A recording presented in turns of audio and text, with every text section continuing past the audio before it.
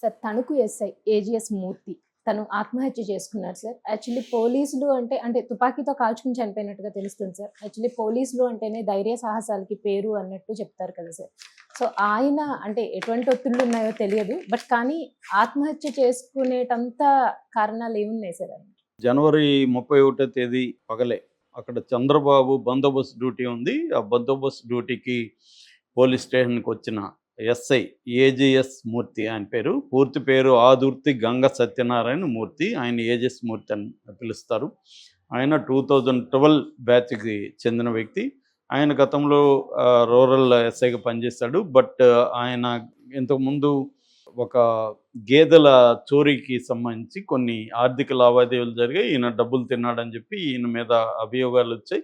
ఈయన్ని సస్పెండ్ చేశారు. ప్రస్తుతం విఆర్లో అంటారు. విఆర్ అంటే వ్యాకెన్సీ రిజర్వ్ అని విఆర్లో పెట్టారు. ఆయన్ని సస్పెండ్ చేశారు.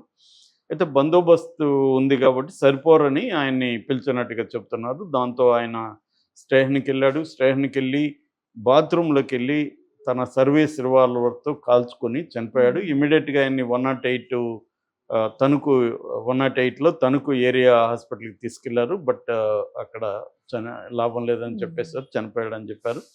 సో ఆయనకి భార్య బిడ్డలు ఉన్నట్టుగా చెప్తున్నారు. సో ఎందుకు చనిపోయాడు అనే దగ్గర రకరకాల కారణాలు ఫస్ట్లో చెప్పారు. అయితే నిన్నటి నుంచి ఒక ఆడియో కాల్ వైరల్ అవుతుంది. ఈయన తన ఫ్రెండ్, అతను ఎవరనేది మనకి ఇంకా క్లియర్గా తెలియదు. తను కూడా పోలీస్ డిపార్ట్మెంట్లో ఉన్నాడు. వాళ్ళిద్దరూ ఏరా అనుకునే స్నేహం ఉంది. తన ఫ్రెండ్కి ఫోన్ చేసి తను కష్టాలు చెప్తున్నాడు. అతను కొంత ఓదారుస్తున్నాడు. సో ఇతను ఏం చెప్తున్నాడంటే ఇద్దరు పేర్లు చెప్పారు నన్ను, కృష్ణకుమారు, నాగేశ్వరరావు అయితే సిఐ, కృష్ణకుమార్ అక్కడ పొలిటికల్గా మరి యాక్టివ్ ఎవరని తెలియదు. సో వీళ్ళిద్దరు కలిసి నా జీవితాన్ని నాశనం చేసేసారా, నాకు ఇప్పుడు వేరే మార్గం లేదు, నన్ను ఇప్పుడు రేంజ్కి రమ్మని పిలుస్తున్నారు.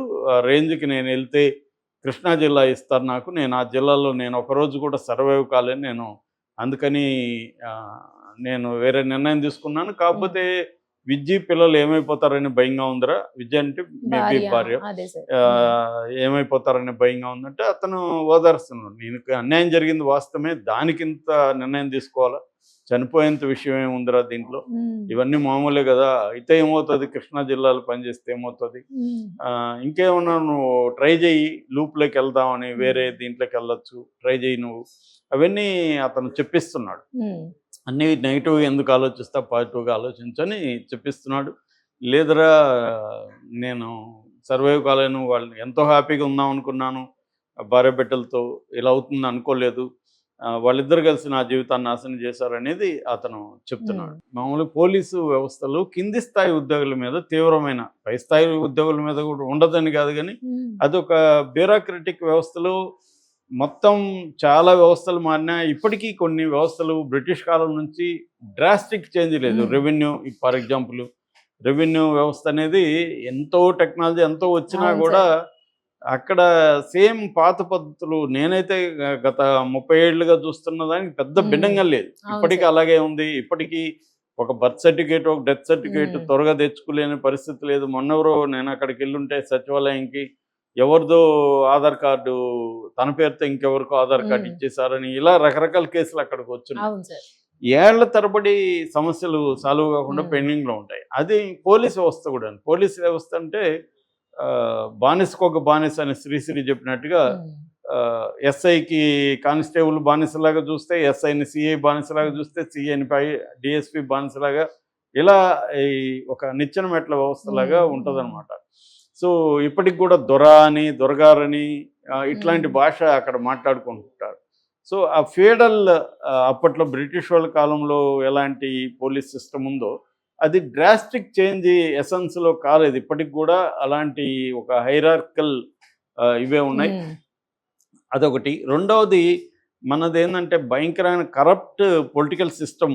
ఈ కరప్ట్ పొలిటికల్ సిస్టమ్ ఉండడం వల్ల మిగతా ఏ సిస్టమ్ని కూడా కరప్ట్గా లేకుండా ఉండడం కష్టం. మిగతా సిస్టమ్స్ పొలిటీషియన్స్ గమ్మున ఉండరు. వాళ్ళ పనులు కావాలంటే కరప్ట్ అవ్వాలి. కరప్ట్ అవ్వకపోతే వాడిని ఇంక వేధించేస్తారు. సో కరప్ట్ అవ్వాలి, రెండోది మన మాట వినాలి, ఇవన్నీ ఉంటాయన్నమాట.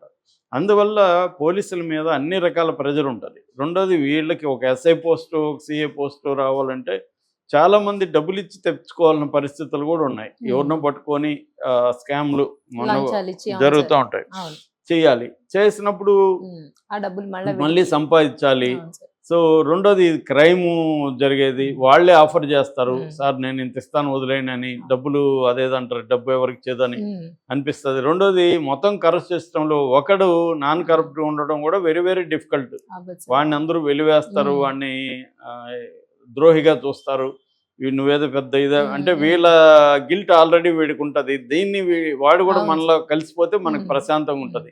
వాడొక్కడు డిఫరెంట్గా ఉంటే మనల్ని హత్య చేసినట్టుగా ఉంటుంది. ఇలాగ రకరకాల కారణాలతో వాళ్ళని వేధిస్తారు. సో ఇవన్నీ తట్టుకొని నిలబడడం అంత ఈజీ కాదు పోలీసులు. అలాగా ఇతని మీద కూడా, ఈ మూర్తి మీద కూడా ప్రెజర్ వచ్చినట్టుగా మనకు అర్థమవుతుంది. అది ఇంకా లోతుల్లోకి వెళ్ళి ఏం జరిగింది తెలియదు, కానీ ఆ ప్రెజర్ని కొంతమంది తట్టుకోగలరు, కొంతమంది. ప్రతి జాబ్లో కూడా వాళ్ళ ప్రెజర్ అనేది కామన్. స్ట్రెస్, ప్రెజరు, యాంగ్జైటీ ఇవన్నీ ఉంటాయి. అవును సార్. అయితే మన మామూలుగా బేసిక్ పర్సనాలిటీ టైప్స్ అంటారు. మన యూంగ్ అనే సైకాలజిస్టు బేస్ చేసుకొని 16 పర్సనాలిటీ టైప్స్గా డివైడ్ చేశారు.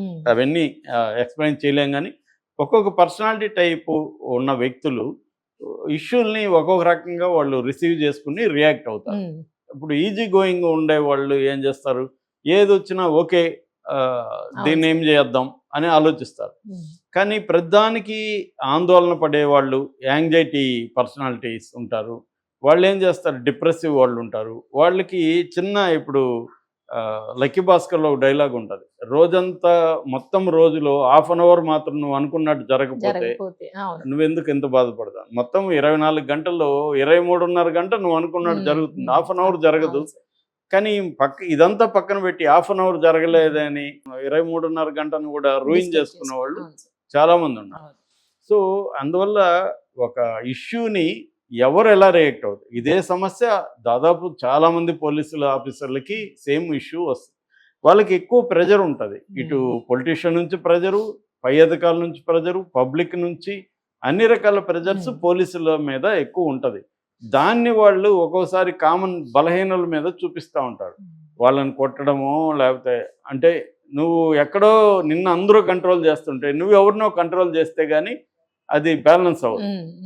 అందుకని శ్రీశ్రీ బానిసకో బానిస అని మగవాళ్ళని గురించి, మగవాడు ఎక్కడో పని చేస్తుంటాడు, అతన్ని అందరూ కంట్రోల్ చేస్తారు, అతను వచ్చి ఇంట్లో భార్యను కంట్రోల్ చేస్తాడు. సో వాడే బానిస అంటే ఆ బానిసకి ఈమె బానిస.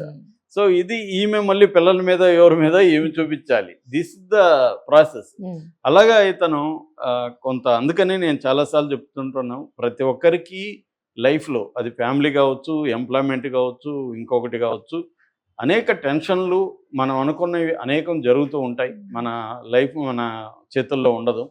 సో అట్లాంటప్పుడు మన వల్ల కానప్పుడు సైకలాజికల్ కౌన్సిలింగ్ తీసుకోవాలి. ఫ్రెండ్స్తో డిస్కస్. ఇప్పుడు ఈ ఫ్రెండ్ మంచిగానే సలహా ఇచ్చాడు, కానీ అతను ఆ సలహాని తీసుకోలేదు. సో ఆ ఫ్రెండ్ కూడా నువ్వు సైకాలజిస్ట్ని కలువు అనే సలహా ఇవ్వలేదు. సో వీళ్ళు సైకాలజిస్ట్ని కలవాలి. ఇప్పటికీ మనకి ఏంటంటే ట్యాబు ఉంది, సైకాలజిస్ట్ని కలిస్తే నాకు మానసికంగా నాకు బాగాలేదని ఎవరికి చెప్పలేం. ఫిజికల్గా అయితే అన్నీ చెప్తాం, నడుము నొప్పి, కాలు నొప్పి, జ్వరం అన్నీ చెప్తాం. కానీ మెంటల్గా ఈరోజు నాకు డిప్రెషన్గా ఉందని మనం ఫ్రెండ్కి చెప్పం, ఈరోజు నాకు యాంగ్జైటీగా ఉందని చెప్పం. ఇవి షేర్ చేసుకో. దానివల్ల ఏమవుతుందంటే షేర్ చేసుకోవడం అనేది ఇంపార్టెంట్. దాన్ని టాకింగ్ క్యూర్ అని ఫ్రాయిడ్ అండ్ బ్రూయర్ అనే ఇద్దరు 19th సెంచరీలో టాకింగ్ క్యూర్ అని పేరు పెట్టారు. అంటే మాట్లాడడం వల్లే క్యూర్ అవుతుంది. ఆ మాట్లాడి వినేవాళ్ళు కావాలి, వినేవాళ్ళు నాన్ జడ్జిమెంట్లుగా ఉండాలి. పైగా మనది తీసుకుపోయి 10 మందికి మసాలా వేసి చెప్పేవాళ్ళుగా ఉండకూడదు. అలాంటి వినేవాళ్ళు దొరకడం కూడా మనకి ఇవాళ లైఫ్లో కష్టమే. అందుకని ఇవాళ ప్రొఫెషనల్గా కొంతమంది ఓన్లీ వినే సంఘాలు కూడా ఉన్నాయి, ఆర్గనైజేషన్స్. కొంతమంది మొన్న కూడా ఒక మా వైఫ్ వాళ్ళ ఫ్రెండ్ ఒక ఆమె పెట్టింది, హార్ట్ టు హార్ట్ అని. హార్ట్ టు హార్ట్ అంటే any problem you can share, but గంటకి 2000 ఛార్జ్ చేస్తుంది. సో 2000 గంటకి ఇస్తే నువ్వేమన్నా మాట్లాడితే ఆమె నాన్ జడ్జిమెంట్గా వింటుంది, నీకు సలహాలు కానీ ఏమిందో ఇవ్వదు, ఓన్లీ వినడమే అని చేసేది. అంటే ఇవాళ ఏమంటే వినేవాళ్ళు కూడా దొరకరు. సో నాన్ జడ్జిమెంట్లకు వినేవాళ్ళు. అలాగా టాకింగ్ క్యూర్ అంటే మాట్లాడాలి. సో ఇప్పుడు ఈయన సమస్య నిజానికి ఈయన ఎక్కువ ఊహించుకున్నాడు. కృష్ణా జిల్లాకి వెళ్తే ఈయన అనుకున్నట్టు బ్యాడ్గా ఉండకపోవచ్చు. ఒక్కోసారి మనం ఊహించుకున్నంత భయంకరంగా జీవితం ఉండదు. ఫేస్ చేయాలి ముందు, చూద్దాం ఏమవుతుందని. ఎలాగో చనిపోతాడని డిసైడ్ అయినప్పుడు అది ఫేస్ face చేసి చేయడం easy కదా తర్వాత sir. చనిపోదాం అవును. అనుకోవచ్చు కదా. Yeah. కానీ వీళ్ళు ఏంటంటే ధైర్యం ఉండదు, ఫేస్ చేయడానికి ధైర్యం లేకుండా చావు అనేది ఒక ఎస్కేప్ అనమాట. సో ఇది ఈజీగా అనిపిస్తుంది. ఇదేంటంటే ఫట్ అని అయిపోయింది, ఇంకా వాళ్ళకి ఏం సంబంధం లేదు. కానీ దానివల్ల ఫ్రెండ్ కూడా చెప్పాడు, నువ్వు ఒకసారి ఆలోచించరా, అవును సార్. నీ భార్యకి పుట్టిల్లు కూడా లేదు ఆమె పోయి ఆడవడానికి, నువ్వు వాళ్ళ గురించి ఆలోచించాను. వీళ్ళు ఏంటంటే ఒక రకంగా సెల్ఫిష్ ఫెలోస్ అని కూడా చెప్పాలి. అంటే వాళ్ళ బాధల్ని నుంచి విముక్తి కోరుకుంటారు.